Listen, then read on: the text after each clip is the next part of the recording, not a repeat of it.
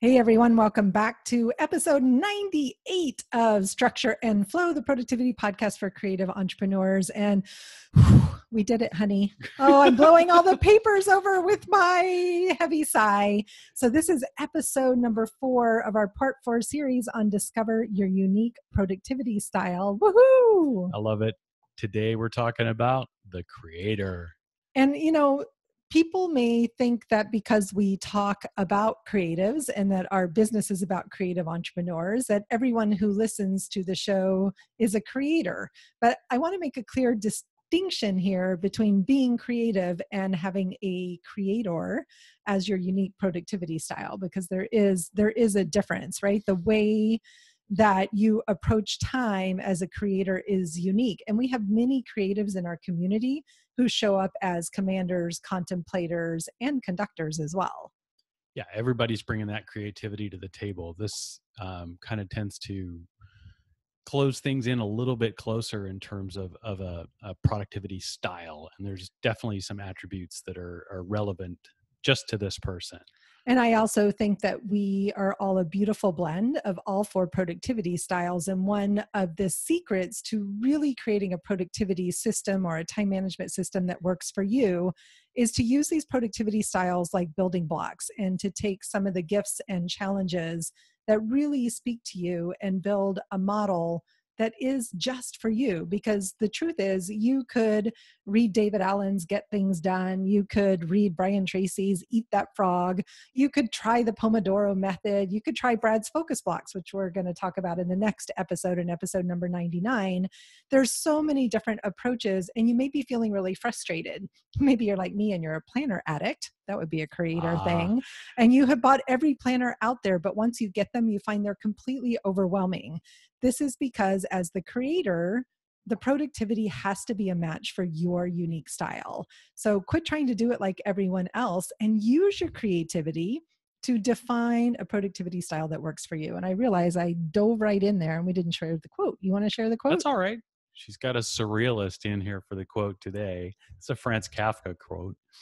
Productivity is being able to do things that you were never able to do before. I love that. Productivity is being able to do things you were never able to do before. And I am a Kafka fan. I remember reading Kafka in university and just being really intrigued by that avant-garde surrealist style of writing. I haven't read any. I'm not sure. Maybe my brain would explode. I don't know. For me, it was aligned with all the magical realism that I was reading in all of my Latin American studies. It was something my dad was into, I think. Yeah, well, your dad and I tend to like similar books. This is true. That is the truth. So anyway, but so there's a great example of the creator, squirrel. Yeah, exactly. Being easily distracted. So if you listen to episode number 97, where we talked about the conductor, we shared that the conductor is brilliant at serving and giving time to others. They truly are people. Well, guess what? The creator is a people person often as well in terms of productivity, but your motivations are completely different. The creator, and this is so me, actually loves to be the center of attention, right? They want to speak so that others will listen to them and be inspired by them.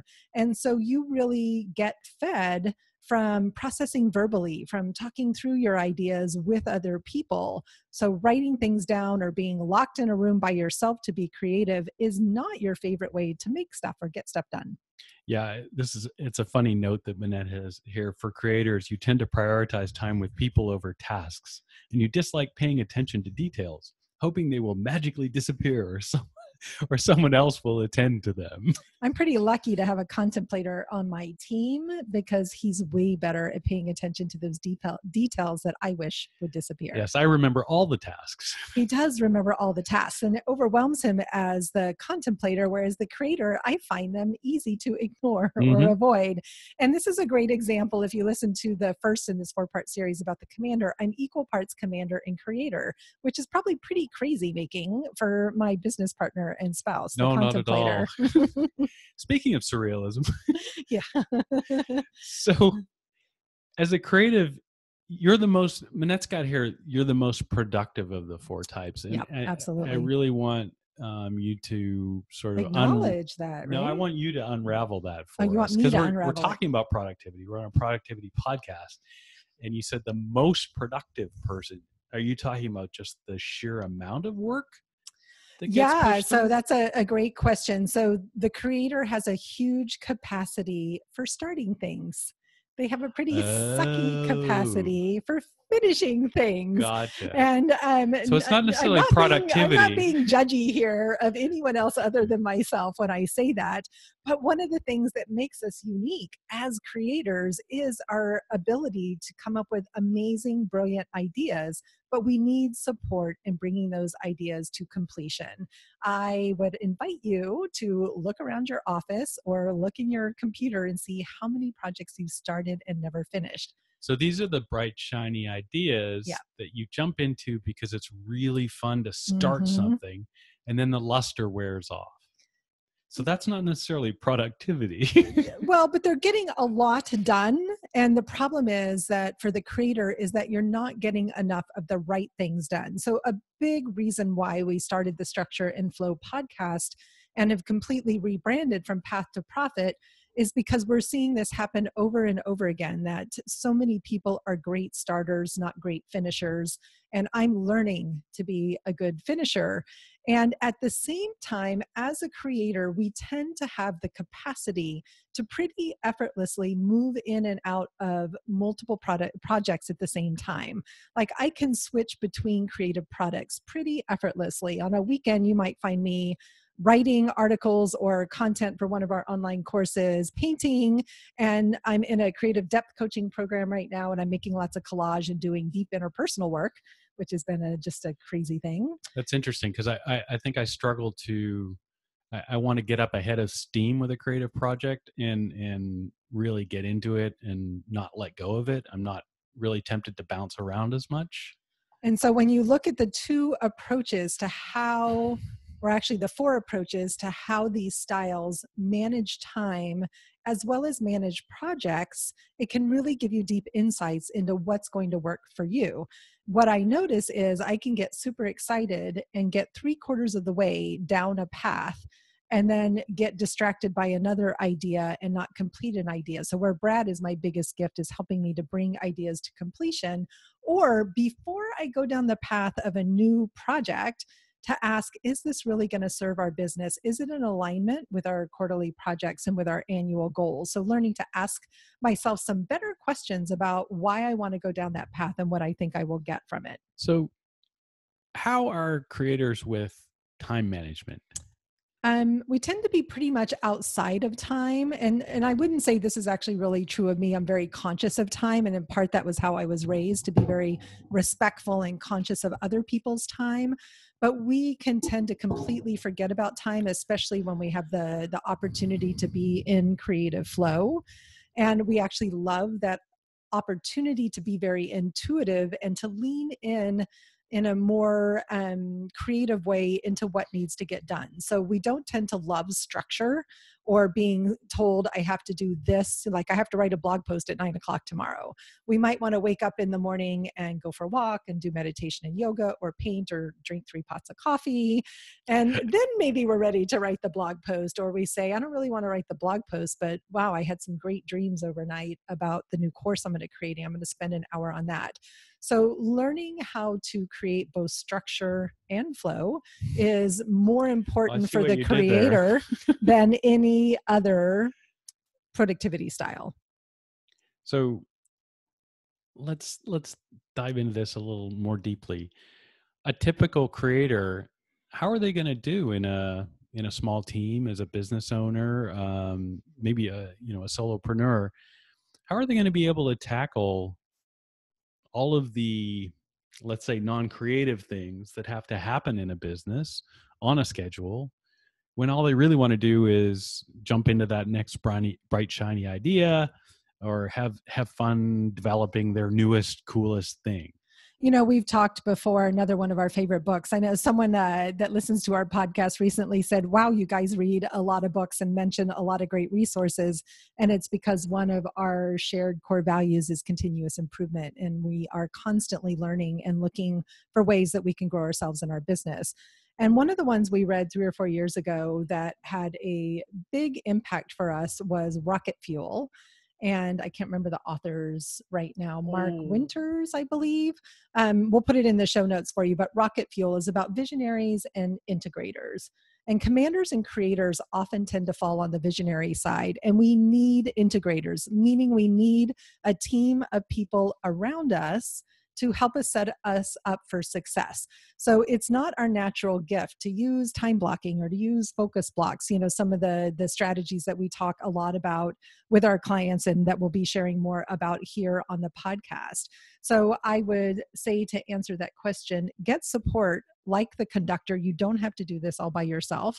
Find accountability partners, but also that trust aren't your like you. intuition. Yeah, find accountability partners that aren't like you. Get 4 creatives together and nothing gets done except a lot of happy sharing of ideas. I've been in a few masterminds like that, and it's not very productive. Also, be conscious of time and use technology as your best friend and gift as opposed to a distraction. So many of us love Netflix binges. Actually, this week, Brad and I totally binged on Amazon Prime on the new Harry Bosch series, which we love. We're big Favorite. Michael Connelly fans as well. And so the Bosch series is season 4. It was amazing. And it was every night. We couldn't wait to finish dinner, get the kitchen Yeah, it clean, was a treat. and go watch Bosch. But pay attention to how you're spending time. So one of the things I highly, highly recommend for any productivity style, but in particular for the creator, is to do a time audit. Take a week and track your time for a whole week. Like every 30 minutes, pay attention. So that's one thing. And there's a great app called A Tracker that it makes it so easy to do this on your smartphone or on your desktop. Another one is Toggle, TOGGL.com is another one. And really pay attention to how you're spending your time. I also highly encourage creators to use timers. So to use timers to remind Like an egg you, timer? like an egg timer, or we love the Insight timer on our phone is a Mm-hmm. great one. It has beautiful sounds as opposed to annoying beeping sounds. But set yourself up to switch gears, to use focus blocks. Like I said, we're going to talk about that in the next show, but set yourself up to pay more attention and be mindful of time. This is just a practice. I also think creators do kind of a deep dive into the whole mindset around, well, I'm creative, I don't need to manage my time. And BS, right? I'm going to call you on that. Sure. So we shared an awesome quote in the last show, which was by Peter Drucker, that until we can manage time, we can manage nothing. So stop telling yourself that you can't manage your time. It truly is a choice. I don't usually get harsh on these calls, but as speaking to myself as someone who is very creative and loves to go with the flow and follow the energy, that doesn't work when it comes to building a profitable business. It requires structure and systems that then allow you to really enjoy the uninterrupted creative time. But you have to schedule your uninterrupted creative time. Another mindset shift for creators is we think we have to have 8 hours, that we have to have a whole day set aside to be creative. I can't write my book in 5 minutes here or 15 minutes there. I can't do a Well, painting. I I can't agree do with this. that. I don't like working that way. But you learn, right? And I learned this really early on, being a mom and running a business of 2 little bitty ones. I started my first business when my kids were 3 and 1. And I had to learn how to work in small spurts. I didn't have long days where I could dive in. When I wrote my dissertation, I did. I would write for 8 or 10 hours a day, Sure. do research 8 or 10 hours a day. I had the luxury of time. Most of us don't have the luxury of lengths of time unless you set your schedule up that way. If you want a whole day to write, then go put it in your calendar and commit to yourself you're going to show up and write for 8 hours. If that's the way you work, great. But don't use the excuse that you don't have time. You have all the time you need, and you have as much time as everyone else. So how can creators get off the starting a whole bunch of things and not finishing them train? I think I know for certain that part of that is just not starting all of the things that you think are cool ideas. I mean, you need to find some balance so that you feel like you're getting your creativity in. But I think it's important that we delve into that a little bit in terms of so that we can help creators be people that finish things. It's okay to have lots of unfinished projects, but more often than not, we want to come up with projects that are really effective for your business, help your creativity, that you get done.